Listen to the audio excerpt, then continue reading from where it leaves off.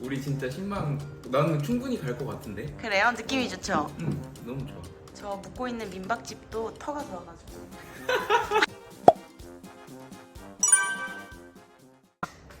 승PD 얼마 전에 이사했잖아. 네. 어때? 집 잘 구한 것 같아?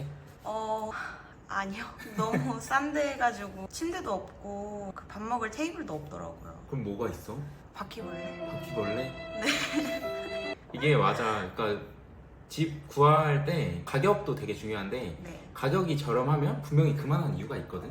맞아요. 그래서 그런 것들을 분명히 잘 고려해야 되고, 너도 나한테 집 구하기 전에 막 물어봤었잖아. 괜찮은 집 있냐고. 네. 너뿐만 아니라 뭐 이제 인스타 DM으로도 제주도에 이제 연세집을 구하고 싶은데 괜찮은 집 추천해달라는 문의를 진짜 많이 받고 있거든. 그래서 그냥 이번 시간에 차라리 그런 분들에게 대답도 되고, 사연자 제주 도민으로서 내가 집을 실제로 어떻게 구하고 어떤 기준으로 보고 있는지 그런 내 생각과 기준을 이야기해줄게. 일단 집을 구한다고 생각해보면, 제주살이를 한다라고 하면 막 로망을 안고 내려오시는 분들도 많이 계시거든. 너라면 숲이 좋을 것 같아? 바다가 좋을 것 같아? 집을 구하면?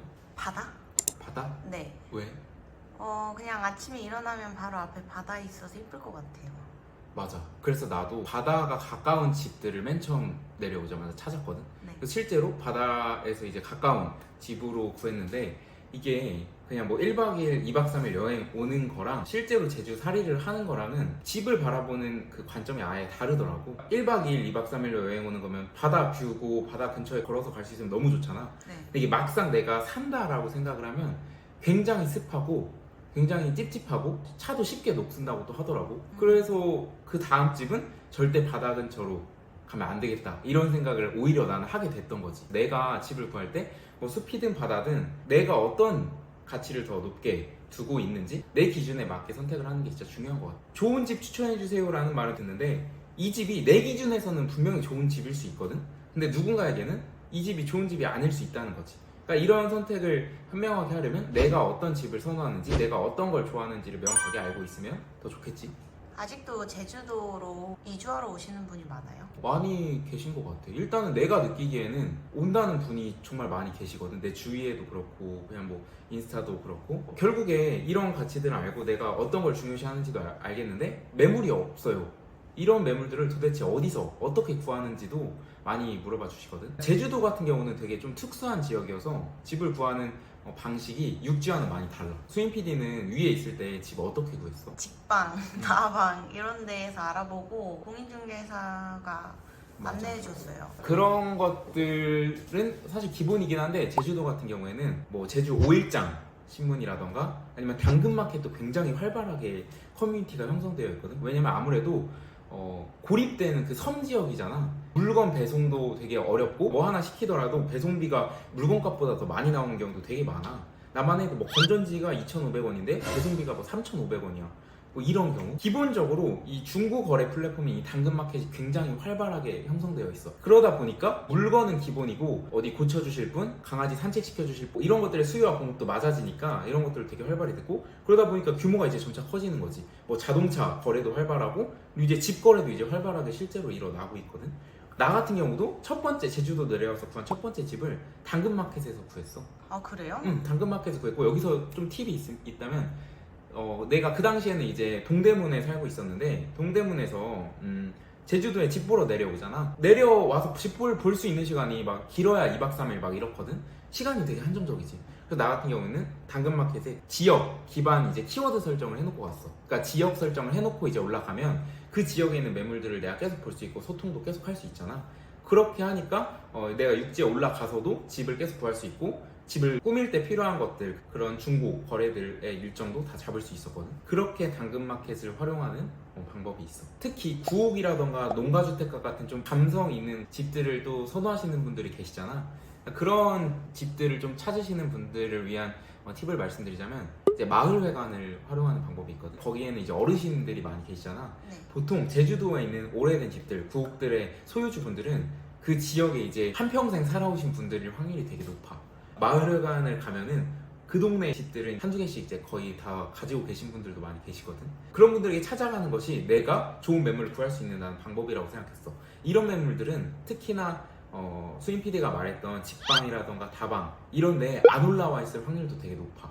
왜냐면 농가주택의 집의 주인분이 어르신분인데 집 중개 플랫폼에 집을 올려놓기가 쉽지 않잖아. 네. 그러니까 올려놨다 한들 거의 그 분들의 이제 자제분들이 이제 올려놨을 확률이 높거든. 네. 자제분들이 이제 올려놨다라는 말은 가격이 어느 정도 충분히 반영이 되어 있다. 그러니까 저렴하게 구하기가 어렵다는 말이지. 한번 이제 거쳐서 이제 올라온 거니까. 그래서 나는 이왕이면 직접 소유주 분들이랑 직접 소통할 수 있는 그런 마을회관을 찾아가는 방법을 선택을 했거든. 근데 마을회관을 가서 나 집 구하니까 좋은 집 추천해 주세요 라고 이런 식으로 얘기하면 안 돼. 어르신 분들이고 내가 도움을 요청하러 간 거잖아. 그러면 도움을 내가 요청하기 전에 내가 어떤 도움을 드릴 수 있을까도 생각해 볼 수가 있거든. 그래서 나 같은 경우는 어르신 분들이 이제 어떤 도움이 필요할까 하다가 이제 스마트폰 사용하는 방법을 내가 알려드린다 했었어. 그러니까 스마트폰 사용하는 방법이라 해서 엄청 거창하게 막 뭐 노션 활용하고 막 뭐 그런 거 아니거든. 노션은 지금 나도 수민 PD한테 배우고 있잖아. 근데 그런 것까지는 아니고 그냥 스크린샷 하는 방법, 아니면은 영상 통화 거는 방법, 아니면 문자 메시지로 사진 전송하는 방법, 이런 거 우리한테는 되게 간단한 건데 이제 이런 것들을 알려주시니까 되게 좋아하시더라고. 그러니까 이런 시간들이 계속 반복되고 내적 친밀감이 계속 쌓이니까 자연스럽게 집 얘기도 꺼낼 수 있었고, 그렇게 해서 실제로 집을 구했지. 처음부터 계획을 가지고 사용 방법을 알려드리러 간 거예요? 나는 뭐 언제까지 집을 구하겠다 뭐 이런 생각까지는 하지 않았는데, 어떻게 보면 뭐 계획적이라고도 할 수 있는데 계획적인 거지. 그리고 또 집 구할 때 뭐가 좋았냐면 집주인분이 육지에 계셨었어. 육지에 살고 계신 분이었거든. 뭐가 좋냐면 이게 집 근처에 집주인분이 살게 되면 우리 입장에서 입장 차인 거지. 이게 다소 좀 신경이 쓰일 수도 있고 눈치가 보일 수도 있거든. 특히 이제 숙소를 하시는 분들, 숙소를 생각하시는 분들이라면 이런 게 나는 더 중요하다고 생각해. 뭔가 집 밖에 화초를 심는다거나 아니면 평상을 놓는다거나 안에 뭐 인테리어를 한다거나, 물론 허락을 구할 거는 당연히 구하는 게 맞지만 최소한의 그냥 이 정도 허락 받지 않아도 될 것들도 있잖아 솔직히. 근데 그런 것들까지도 이제 막 간섭을 받는 경우도 나는 되게 많이 봤거든. 그런 의미에서 이왕이면 나는 조금 멀리 떨어져 계신 분이 더 좋았던 것 같아. 이제 연세집을 구한다는 말은 이제 숙소를 뭐 구한다거나 아니면 실제로 거주한다거나 최소 어쨌든 1년 이상은 그 집과 이제 함께 한다는 거잖아. 그러면은 나는 그런 선택을 하기 전에 최소한 일주일 정도는 그 지역에서 한번 살아봤으면 좋겠어. 그냥 1년이라는 그 긴 시간 동안 내가 살기 전에 최소 뭐 2박 3일 한 일주일 정도는 그 지역에서 진짜 살아보고 어떤 점이 불편한지 어떤 점이 편한지 뭐 교통시설은 어떻게 돼 있는지 이런 것들을 내가 한번 직접 느껴봐야 내가 여기 1년 이상 살 수 있겠구나 라는 생각이 들거든. 막상 내가 핸드폰으로만 봤을 때는 여기 괜찮고 낭만 있고 조금 불편해도 괜찮겠네 라는 생각으로 할 수는 있는데, 막상 또 지내보면 하루 만에 나 여기선 진짜 못 지낼 것 같아 라고 하는 분들도 되게 많이 계시거든. 연세 계약을 해놓고 이게 계약이 물러지는 경우가 있을 거 아니야. 그 물러지는 경우가 대부분 진짜 극초반에 일어나. 하루 이틀 자보고 지내보고 이건 아니다 싶었던 거지. 그런 분들이 되게 많이 계시거든. 그런 의미에서 적어도 며칠 정도는 가능하다면 그 근처에서 지내보고 어떤 점이 불편할지를 직접 체험해보는 것도 나는 좋은 방법인 것 같아. 다시 또 계약이 파기가 되면은 다시 또 집을 구하는 것도 또 시간과 에너지가 들고, 또 그럼 그 근처에서 또 며칠 동안 또 지내봐야 되고, 이 과정이 되게 힘들거든. 귀찮고 피곤하고. 그래서 이야기를 해봤어. 수인 PD가 집 구할 때 중요하다고 생각했던 게 가격인 건 분명히 있었잖아. 연세집을 가장 저렴하게 구하는 방법은 내가 많은 것들을 포기하면 돼. 뭐 예를 들어서 나는 화장실이 내부에 있는 집을 포기할 수 있다. 나는 주차 공간이 없어도 된다. 편의점 없어도 돼. 벌레가 많아도 돼. 라고 하면 그럼 연세가 또 내려가거든. 이 모든 것들을 이제 다 내려놓을 수 있으면은 이제 거의 그럼 뭐 폐가 수준 하겠지만 뭐 실제로 이런 경우가 있어. 이제 집을 구하다 보면 오래된 곳 같은 경우는 임대료가 0원인 집도 있어. 임대료가 0원이요? 저렴한 게 아니라 진짜 0원이야. 0원이고 이제 10년 계약. 내가 이제 봤던 임대료 0원짜리 10년 계약 집은 사실상 대수선이 필요한 집이었어. 고치는데 비용이 그래도 꽤 이제 투자가 들어가야 되는 그런 집이었지. 이런 것처럼 내가 어디까지 포기할 수 있고 어디까지 이거는 양보 못하겠다. 이런 것들도 스스로 이제 기준이 잡아지면은 내가 기준을 충족하는 선에서 최대한 합리적인 가격의 집을 구할 수 있겠지. 수인PD 지내보니까 바퀴벌레 포기할 수 있을 것 같아? 못할 것 같아? 포기할 수 있을 것 같아. 포기할 수 있을 것 같아? 네. 그러면은 나는 괜찮은 것 같아. 연세집은 자기가 원하는 대로 리모델링 할 수 있어요. 그것도 절대적으로 정해진 것보다 집주인이랑 상호 간에 협의하는 게 굉장히 중요해. 그래서 내가 계약서가 되게 중요하다는 말을 또 지금 하려고 하거든. 특히나 그 제주도 같은 그 연세집, 오래된 집들, 그곳 같은 경우에는 계약서의 중요성이 굉장히 커져. 이게 그냥 일반 집과는 조금 달라. 나도 이게 적응하기까지 굉장히 오래 걸렸거든. 사실 지금도 막 적응이 안 되는 경우가 있어. 뭐가 다르냐면 내 입장에서는 당연하다고 생각했던 그 집주인의 역할이 있잖아. 구옥이라던가 오래된 집들에는 당연하지 않구나 라는 거를 어느 정도 이해를 했지만 이 정도일 줄을 몰랐던 경우가 있는 거지. 뭐 예를 들어서 나는 이제 임차인으로서의 포지션도 있고 임대인으로서의 포지션도 있단 말이야. 그러니까 임차인으로서 우리 집주인이 또 있겠지. 그래서 이번 태풍 때 집이 그 누전으로 인해서 누수도 생기고 누전도 생긴 거야. 그래서 나는 당연히 집주인 분에게 이제 말씀을 드렸지. 수인 PD라면 어떨 것 같아? 예를 들어서 육지에서 지내고 있던 곳에서 네. 누전이랑 누수가 생겼어. 그러면 어떻게 할 것 같아? 당연히 집주인이 고쳐주셔야 되는 거 아니에요? 맞아. 그치. 나도 그렇게 사실 생각을 했어. 그래서 내가 이제 아시는 분으로 저렴하게 이제 하시는 분으로 한다고 이제 말씀드렸고 금액도 이제 이만큼 나왔습니다 라고 이제 말씀드렸거든. 근데 임대료도 저렴하고 계약 기간도 긴데 이 정도는 세입자분이 고쳐주시는 게 맞는 것 같습니다 라고 이제 하더라고. 이게 저렴해서 이런 거를 내가 다 고치는 거라면 이 부분이 사전에 공지가 되었으면은 그쵸? 내가 선택하는데 조금 더 신중하지 않았을까 이런 생각을 하는 거지. 계약서 앞에서는 쿨한 척 할 필요가 없어. 나도 막 쿨한 척 하면 멋있잖아. 이거 뭐 하세요. 진행시켜 하고 싶은데 네. 이게 계약서 쓸 때는 진짜 집요하게 상세하게 쓰는 게 승자다.